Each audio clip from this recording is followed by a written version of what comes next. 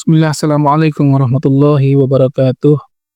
Alhamdulillah wassalatu wassalamu ala rasulillah wa ala alihi wa ashabihi wa mawala.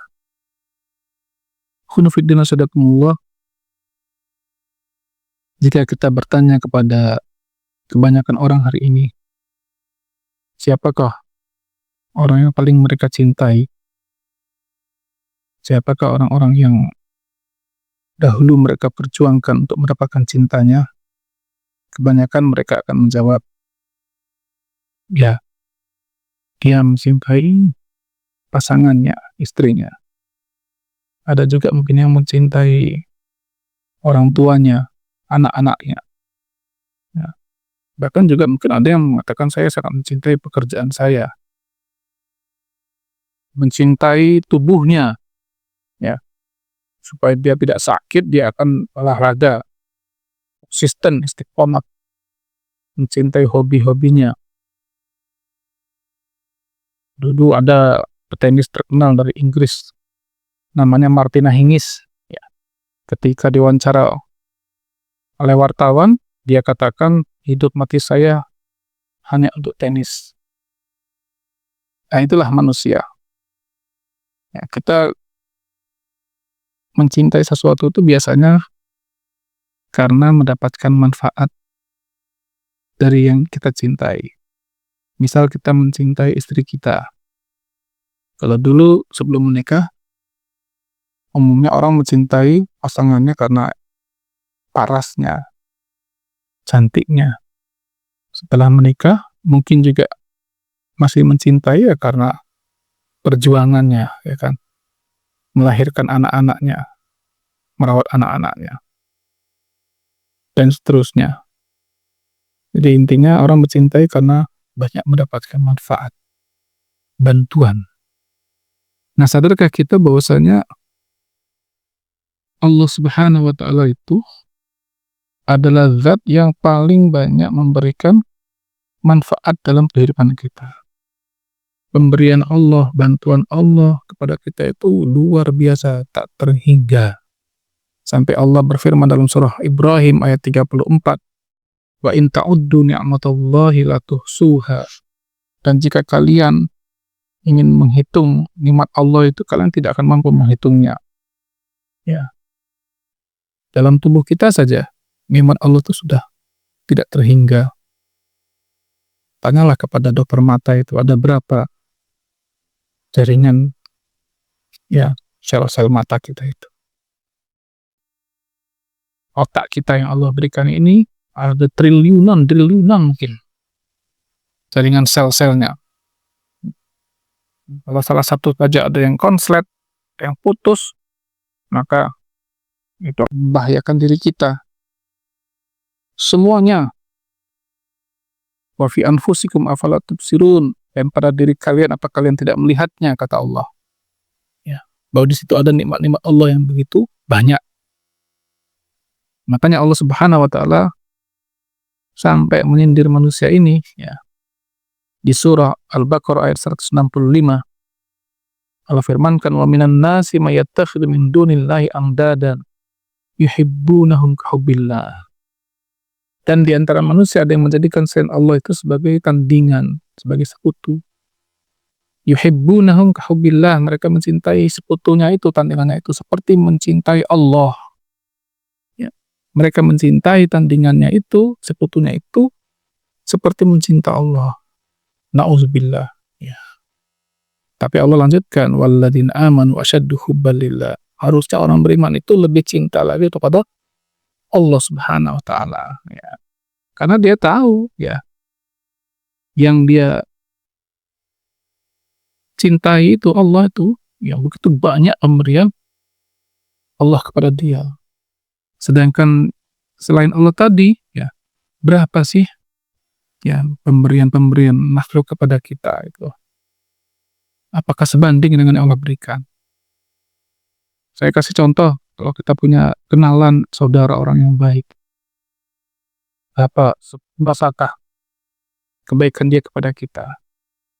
Manusia itu umumnya kalau memberi sekali mungkin masih ringan, 2 kali masih memberi, 3, 4 kali belum tentu dia masih memberi. Karena dia akan berpikir, ini orang kok cuman maunya diberi terus. Itulah manusia. Wajar ya. Kalau Allah nggak pernah berhenti memberikan nikmatnya kepada hamba-hambanya. Bahkan sama orang-orang yang tidak menyembahnya pun, kepada orang kafir, Allah kasih nikmat itu. Makanya Allah punya nama Ar-Rahman, Ar-Rahim. Ya, yang maha pengasih, maha penyayang. Ya, semuanya dikasih ya, mau beriman mau kafir. Itu bahasanya almarhum Ustadz Zainuddin MZ, semuanya dikasih. Ya, kalau kita ngakuinnya itu biasanya sama orang-orang yang kita kenal saja, gitu kan? Ya, emang gimana kita ngasih dia? Gak kita ngasih biarin sama orang-orang baik itu sangat bisa. Gimana kita ngasih?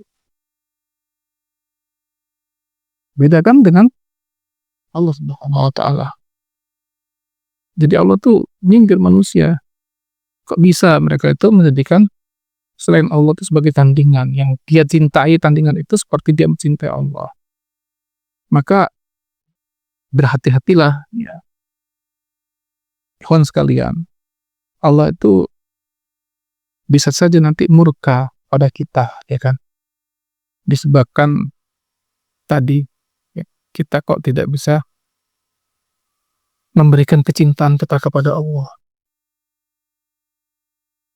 Kok malah menduakan atau mentigakan Allah Subhanahu wa Ta'ala. Allah firmankan di surah At-Taubah ya, ayat yang ke-24. Kul in kana aba'ukum wa abna'ukum wa ikhwanukum wa azwajukum wa ashiratukum wa amwalun iqtaraftumuha wa tijaratun takhshawna kasadaha wa masakin tardawnaha ahabba ilaikum minallahi wa rasulihi wa jihadin fi sabilihi fatarabbasu hatta ya'tiyallahu bi amri wallahu la yahdil qaumal fasikin. Katakan Muhammad kepada mereka, jika bapak-bapak kalian, anak-anak kalian, ya, saudara-saudara kalian, istri-istri kalian, karib kerabat kalian, harta yang kalian usahakan, perdagangan yang kalian takut kerugiannya, rumah-rumah yang kalian senang tinggal di dalamnya. Jika itu semua lebih kalian cintai daripada Allah, nah, jika semua itu lebih kalian cintai daripada Allah, Rasulnya, dan berjihad di jalannya, tunggulah sampai Allah memberikan keputusan. Ini ancaman ini, ya. Tunggu aja nanti, kata Allah. Dan Allah tidak akan memberikan petunjuk kepada orang-orang yang fasik. Ya. Serem ini ancaman Allah ini. Ya, Allah tidak membahasakan dengan langsung siksa atau ancaman atau neraka. Tunggu aja, kata Allah. Ya. Jadi mari kita menata hati kita dengan sebaik-baiknya. Ya, pelajarilah agama ini dengan benar, ya kan. Supaya kita paham tentang bagaimana ya pemberian-pemberian Allah kepada kita. Apa yang Allah inginkan dari kita, timbal baliknya apa, gitu ya. Pelajarilah bagaimana caranya sih kalau kita bisa mencintai Allah. Ya. Kitanya bagaimana mencintai Allah. Saya belum bicara tentang Allah mencintai kita. Ya. Karena sebenarnya ya lucu juga sih kalau seorang hamba ini kok susah untuk mencintai Allah. Ya. Lucu. Kenapa? Karena tadi kita sudah dikasih nikmat yang banyak. Ya. Kita ini kan makhluk yang hina, manusia yang jelek gitu loh. Gak punya apa-apa. Sedangkan Allah maha indah, maha kaya. Kalau kita nggak bisa mencintai dia kan aneh gitu loh. Seperti misalnya ada orang yang, mohon maaf, berwajah buruk, jelek, ya. Mungkin nggak, dia nggak bisa mencintai wanita yang cantik. Nggak mungkin. Ya, orang-orang ini pasti senang dengan orang-orang yang cantik. Orang-orang yang ganteng gitu loh. Ya, kita pasti senang dengan orang yang kaya. Kita pengen merapat sama dia. Tapi kenapa ini hanya terjadi kepada manusia, bukan kepada Allah gitu loh. Ya. Makanya kalau kita bisa mencintai Allah itu wajar. Ya. Yang hebat itu kalau Allah bisa mencintai kita, nah itu luar biasa itu. Ya. Nanti mudah-mudahan akan ada video khusus ya yang akan saya persiapkan tentang bagaimana sih caranya agar menghidupkan rasa cinta kita kepada Allah Subhanahu wa Ta'ala. Mudah-mudahan yang sedikit ini bermanfaat bagi saya dan tuan sekalian. Astaghfirullahaladzim. Wallahu muwaffiq ila aqwamit thoriq. Wassalamualaikum warahmatullahi wabarakatuh.